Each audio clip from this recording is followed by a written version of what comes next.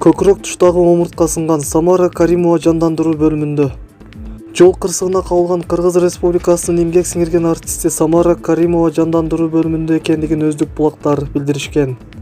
Бұл бойынша саламаттықты сақтау жана социалдық өнүктүрүү министрлигине байланышканыбызда ырчынын абалы туруктуу экени белгилүү болду. 1991-жылы туулган Самара Каримованын диагнозу баш мээнин чайкалуусу, көкүрөк туштагы омуртканын сынышы, абалы туруктуу, деди министрликтин маалымат кызматы. Маалыматка ылайык, Самара Каримова жолдошу Асан Мансуров, Бишкек шаарынын вице-мэри Жамалбек Ырсалиев жана дагы 2 жүргүнчү менен оштон Бишкек шаарына келе жатышканда жол кырсыгына кабылышкан.